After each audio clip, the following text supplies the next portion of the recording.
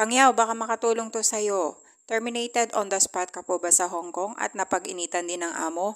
Baka sakaling makatulong to dahil ito ay panimula para sa pagnenegosyo kung ikaw ay hindi nababalik pang mag-abroad.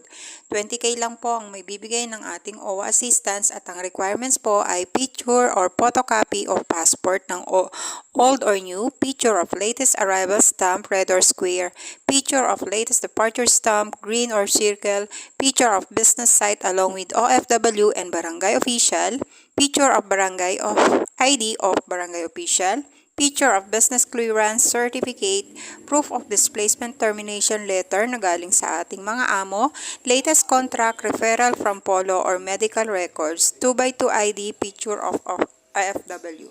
At makaka-avail po kayo ng 20,000 pesos bilang panimula sa inyong pagnenegosyo. Salamat po!